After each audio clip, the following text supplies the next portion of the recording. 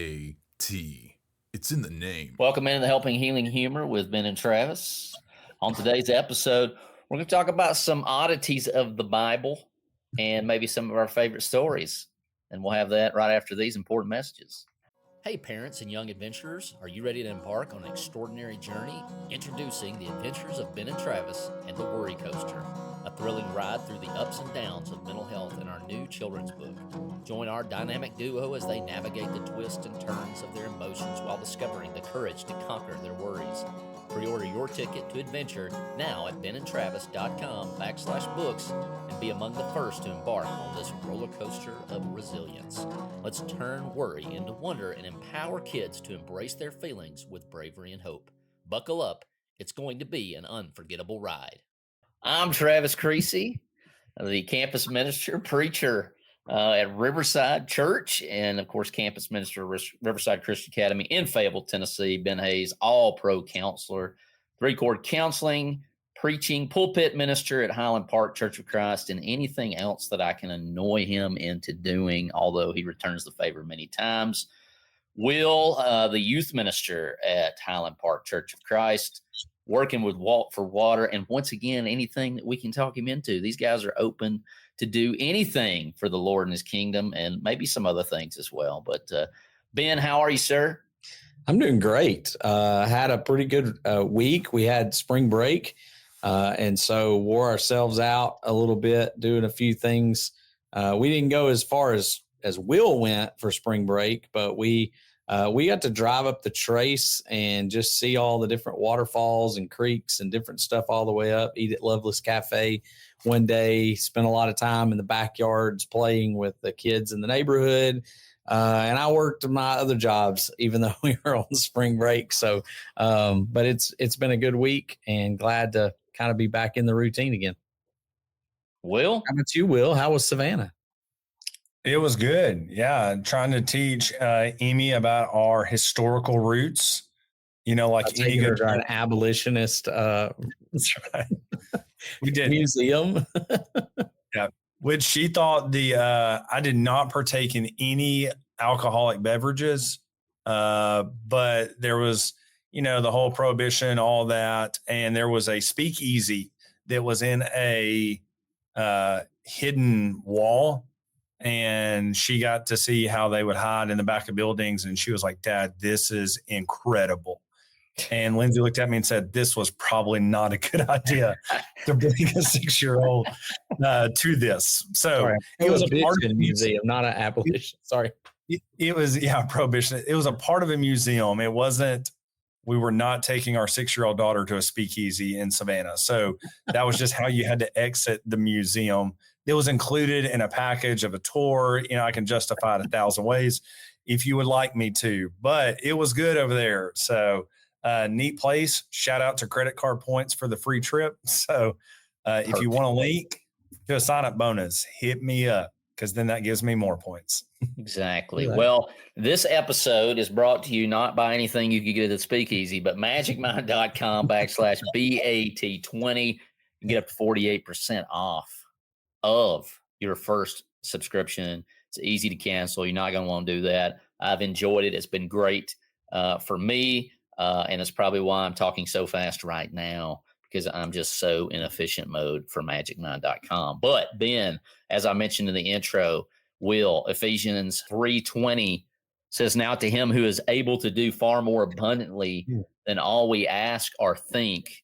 And just think about our crazy imaginations, according to the power at work within us.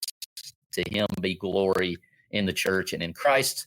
And then earlier in Ephesians, he talks about how we are his workmanship. I just got to thinking about this. I did the Shine Youth Rally, basically elementary youth rally at Southside Church of Christ in Shelbyville, Tennessee. And I just gave you the idea I'm not from Shelbyville because they say Shelbyville. And just like Fayetteville, I give away my not being from around these parts.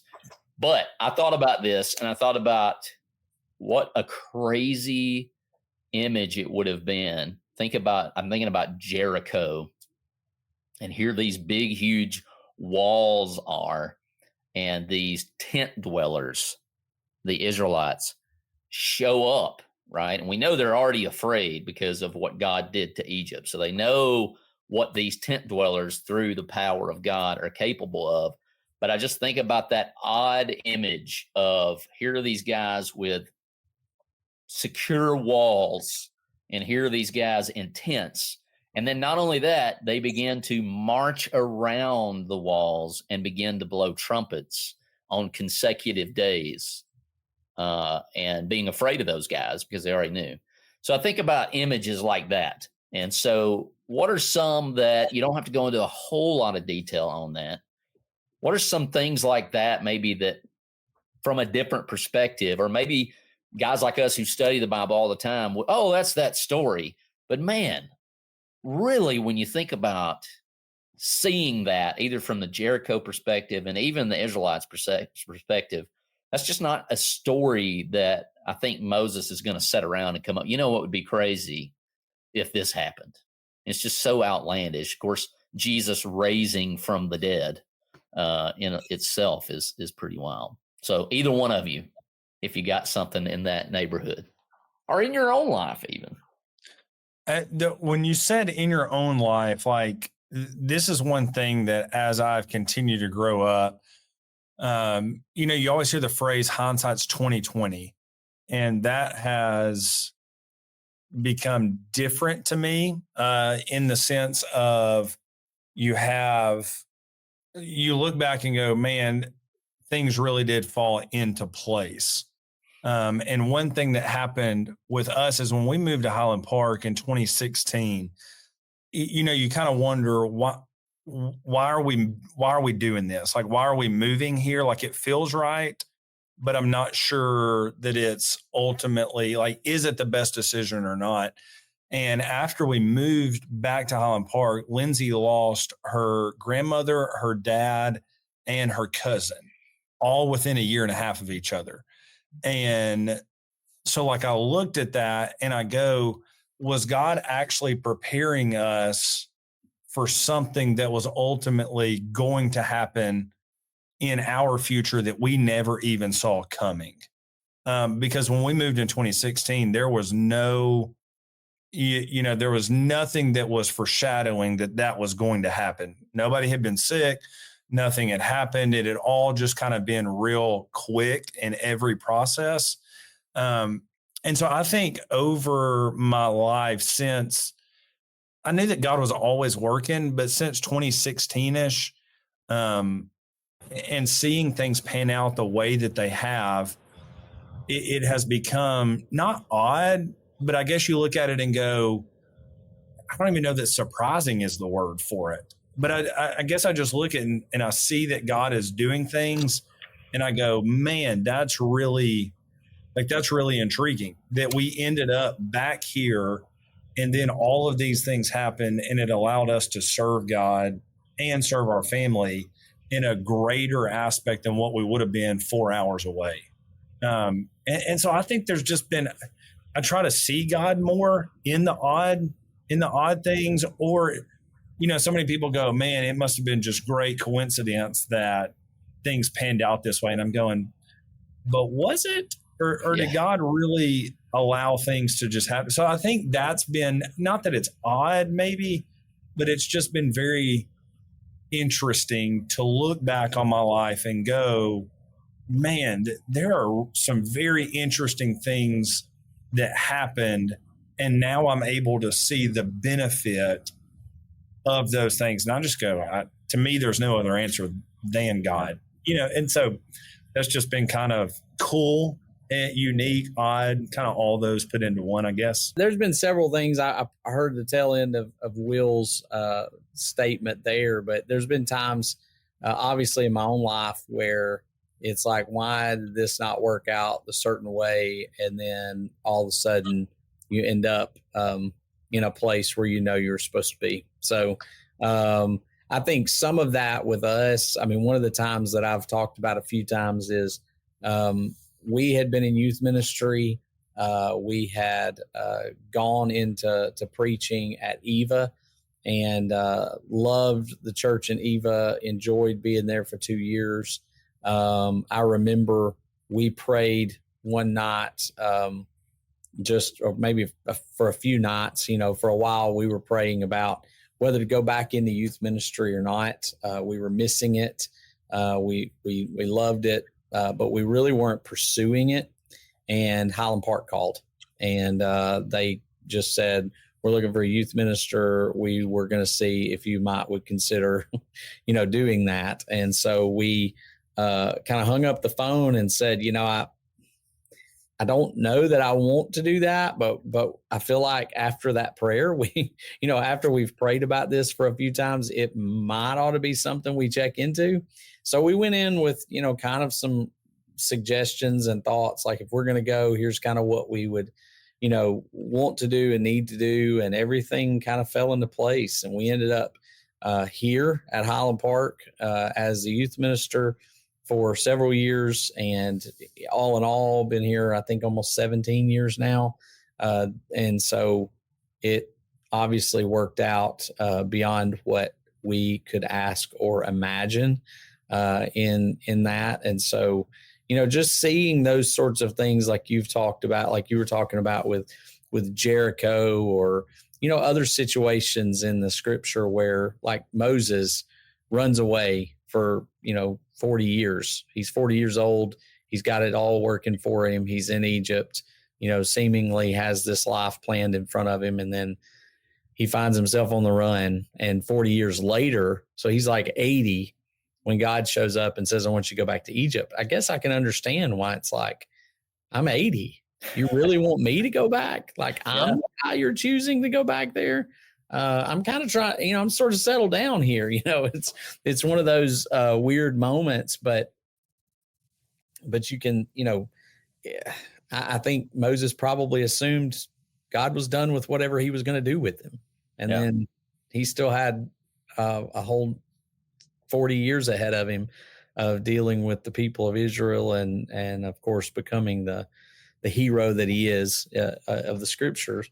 And so sometimes God uses us in some really interesting ways, even when we think he can't. So I think it's interesting to be aware, to be looking for God in every circumstance is a huge faith thing. But yeah, I mean, if I'm at 80 years old, I'm thinking I'm closing out. Like, obviously I'm done. He ain't got nothing for me anymore. And God shows up. Oh no, only the top 3, if not the major story of the entire Old Testament. Yeah, that's going to be you.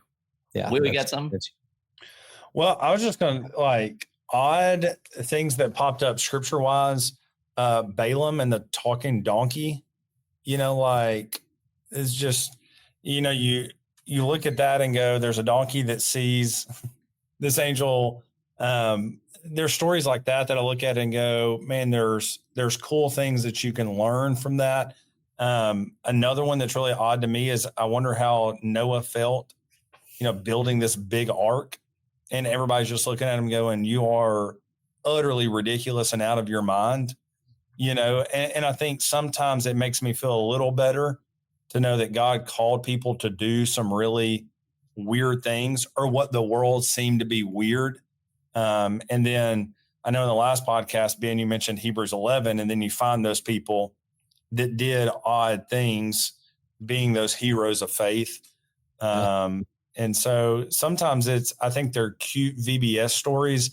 I was talking to a preacher friend that they did a whole series on what you thought you learned in VBS, because it was like, we're actually going to take the story and we're not going to dumb it down to a kindergarten level.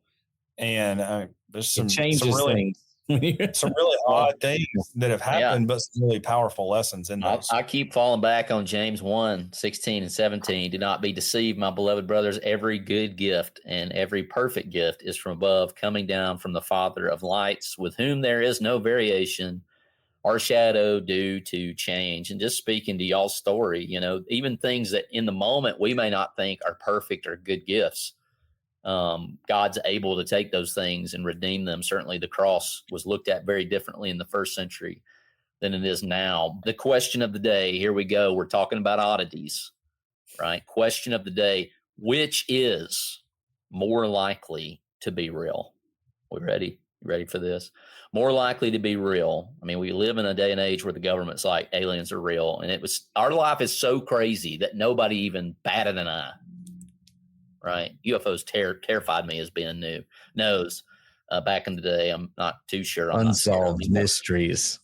Bigfoot, the Yeti, or the Megladon, the ginormous shark. Are those three things, or are those doing two? You're doing Yeti and Bigfoot together, right? UFOs are real. Okay, so which one is more likely to be real? Bigfoot, aka Yeti. Okay, those are one and the same. There'll be somebody out there like, "What? They're different." I don't care, nerd. Or is the Megalodon, the big shark, Meg? Ooh. Are they real, and are they in existence today?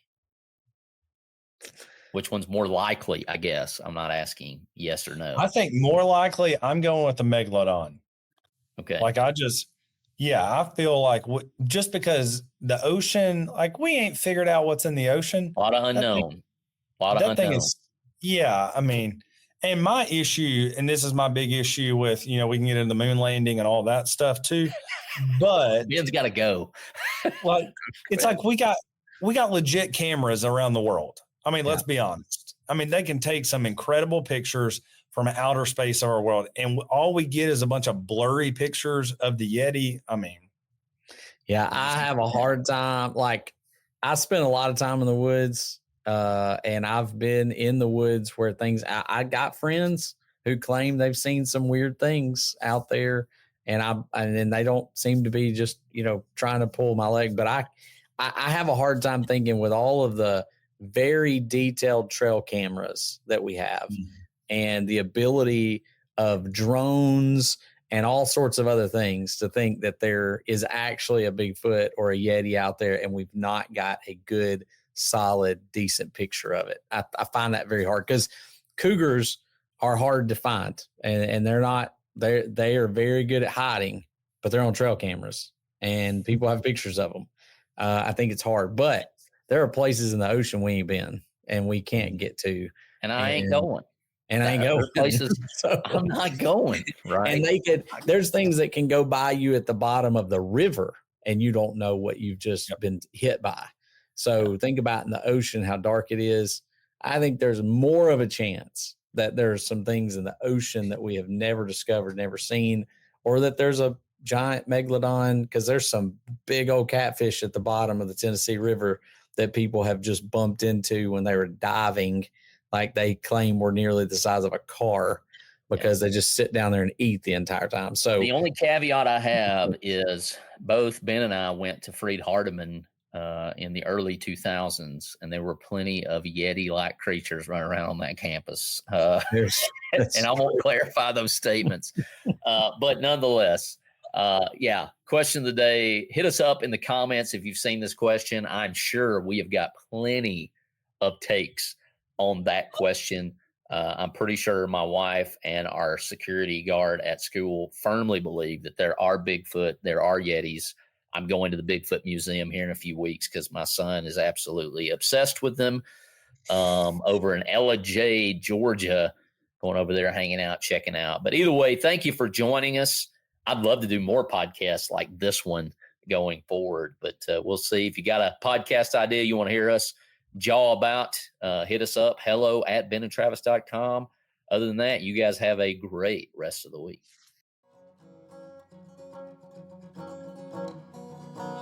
Thanks for being with us for this episode of the Helping Healing Humor podcast. Be sure to download our free ebook, 28 Days of Focused Living, at benandtravis.com and receive all of our Helping Healing and Humor extra content directly in your inbox. We look forward to having you join us at the same Ben and Travis time, same Ben and Travis channel.